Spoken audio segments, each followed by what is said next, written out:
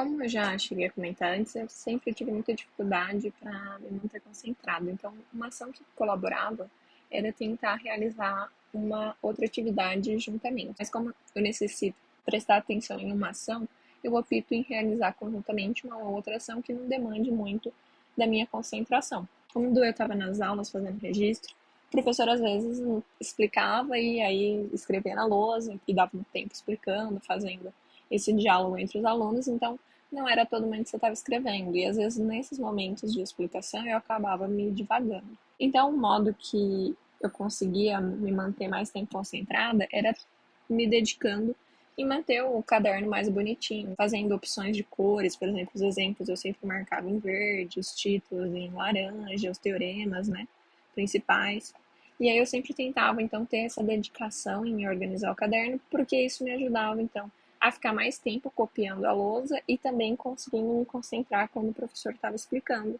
Então, uma outra forma também que eu encontrava é sempre deixar dois cadernos, um para matéria em si, eu mantia essa dedicação de manter organizado, e o outro de exercício, só que eu tentava também manter tudo numa única lugar, num único caderno, porque quando eu realizava em folha, como eu vejo aqui, mostro aqui em cima, eu acabava às vezes perdendo, não conseguindo me localizar nas minhas anotações. Então eu dava prioridade de sempre realizar, eu mesmo fazia as capas e colocava essas frases antes nas férias para conseguir me localizar melhor e também ter uma estratégia de enfrentamento. Então eu sempre deixava essas frasezinhas em todas as disciplinas, em todos os cadernos de exercício, mudavam, cada um tinha um. E isso era uma forma de eu ter um lugar para recorrer a uma estratégia quando eu não estava bem durante o percurso da aula. Nesse caso, né, a felicidade está diretamente ligada ao se levantar de nossas camas e sabermos o nosso próprio propósito. Ao que viemos acrescentar nesse plano e qual o nosso lugar sagrado no mundo. Do outro lado, eu acho que eu já cheguei também a comentar. Uma outra forma também que eu optava em fazer essas anotações é qualquer dúvida eu já ir marcando e também eu conseguia me localizar melhor se eu utilizasse esses post-its aí para marcar início, final de uma aula. Além disso, também, nesse caso, não, nessa imagem eu não coloco, mas eu marcava em laranja minhas dúvidas e em verde eu costumava, antes de começar a fazer a resolução de uma questão, ou até mesmo no meio do desenvolvimento dela, quando eu ainda não tinha a matéria bem esclarecida, eu começava a enunciar antes as definições, teoremas que eu ia vir a utilizar no desenvolvimento da questão. Isso me auxiliava a deixar mais claro o conteúdo e também a memorizar, porque é um grande número, né, de teoremas e regrinhas, e cada detalhe é de suma importância e pode alterar o desenvolvimento da questão. Então, essas observações aqui no caso, era só também uma forma de eu conseguir deixar registrado o que eu utilizei, mas às vezes eu enunciava ela toda ou deixava marcado, como nesse caso, que era a preposição 2.2. Não perder tanto tempo em marcar toda a preposição, que às vezes poderia vir a ser extensa. E também deixava registrado as dúvidas. Em muitos momentos também acabava tendo diversas questões, eu fazia uma pré-seleção depois que eu já conhecia, às vezes, o professor, sabia o estilo de avaliação que ele preferia. Além disso, também, eu sempre achei que as cores eram uma forma de auxiliar na demarcação da resolução da questão e também para deixar ela mais intuitiva. Então, por exemplo, na questão 1, acaba da mesma cor, aí no caso, as propriedades do triângulo que eu estaria indicando, por exemplo, em verde, em laranja. Eu utilizava desses recursos para colaborar no desenvolvimento da questão. Disso também, quando eu passava limpo algumas questões, eu chegava a refazer ela a caneta. Isso me ajudava a me concentrar, porque como eu não poderia apagar, então eu fazia com mais foco e dava mais cuidado para a realização daquela segunda resolução.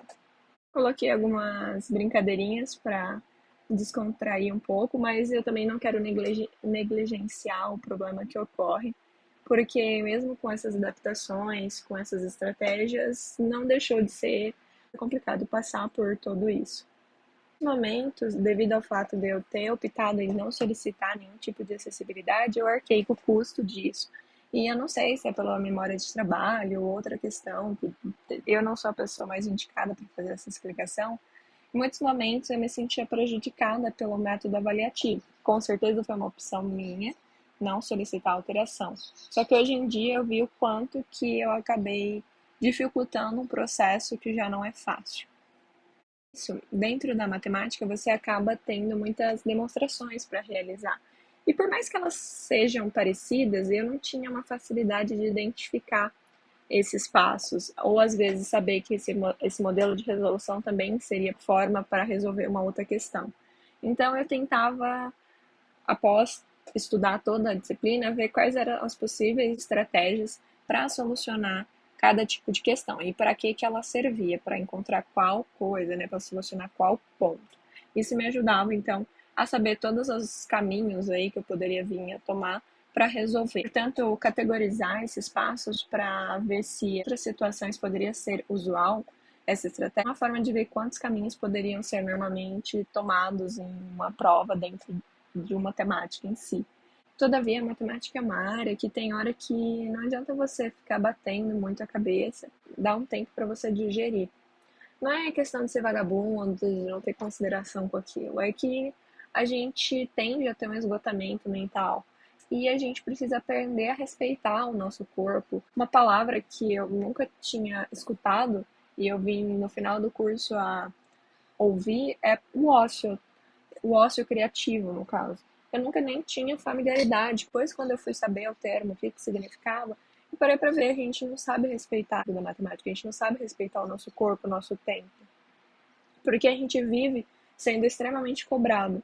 Chega a um ponto tão sério que quando, por exemplo, a gente está de férias, a gente desacelera um pouco, a gente fica extremamente frustrado.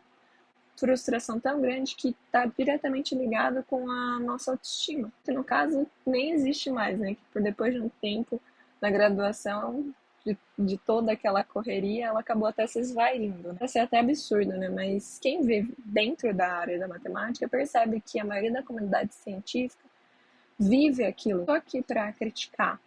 O que eu estou falando é que chega um ponto que é só aquilo que gera um prazer, um senso de realização, o que explica muito do isolamento da área da matemática com as outras áreas. Porque a gente vive só matemática, a gente não tem outro meio de comunicação.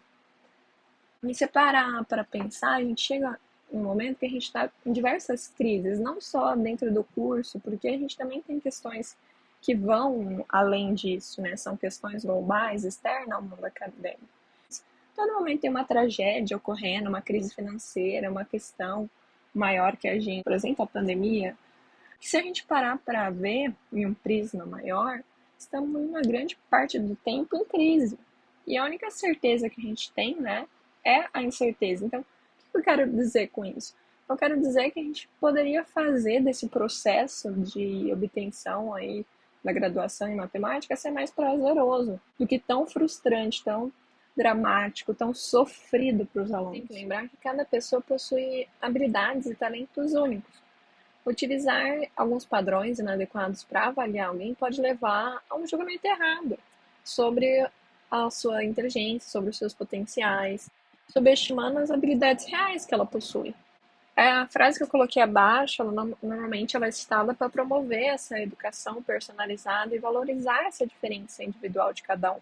E lembrar que todos têm os seus potenciais para vir a ser gênios nas suas próprias áreas de interesse e talentos particulares. O que é importante é reconhecer e respeitar essa diversidade. Então, por fim, eu quero vir aqui lembrar novamente sobre a questão da meritocracia que há dentro da área de matemática e que não há espaço para falar sobre a saúde mental, sobre qualidade de vida e parar para refletir sobre certas questões. Vou deixar aqui uma indagação.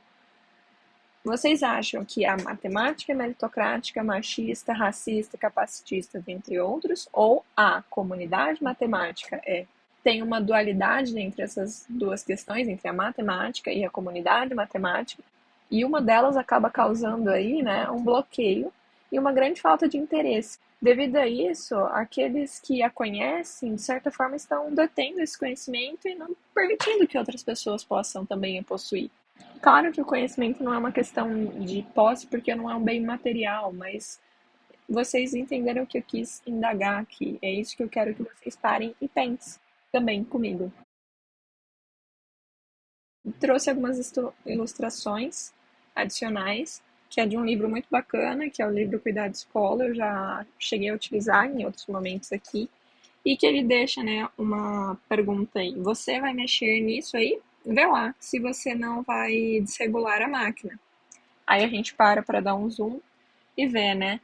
Separado da vida, um mundo uniforme, só é permitido o que não é proibido, silêncio e imobilidade, um mundo à parte, um mundo de ritos imutáveis, com papéis pré-determinados, um mundo uniforme. Então, eu friso novamente aqui a importância dessas frases que eu deixava, que me fortaleceram em muitos momentos insuportáveis e desagradáveis. Que, de certa forma, era um modo que eu encontrei de aceitar caso no futuro eu vinha a não estar bem. Compreender que se, de certa forma, eu não estivesse, que eu chegasse a vir e a cair, as barras, vamos se dizer, já estavam instaladas ali para me dar suporte para levantar. Chega um momento que ficar resistindo a você chegar no fundo do poço realmente não funciona. Então, o que eu tentava é conseguir dar o apoio, colocar o que fosse necessário no fundo desse poço para mim conseguir tomar um ar, conseguir respirar e subir de novo, de volta. Eu tentei realizar de outro modo, mas porque tentar não cair era muito mais difícil do que levantar. Dessa forma, eu tentei aceitar que se eu não estivesse bem, eu poderia tomar um tempo e vir a melhorar. Uma outra estratégia também era pegar e dar uma carta direcionada para aquele momento, que às vezes somente frases não eram suficientes, né? Então eu dava fazer uma carta aberta aí. Última ilustração para tentar refletir sobre essa analogia que eu trouxe.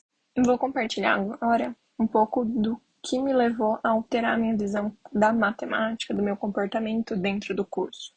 Não foi uma opção realizar isso, foi basicamente uma cobrança, porque o meu coração não aguentou, eu adoeci dentro desse processo.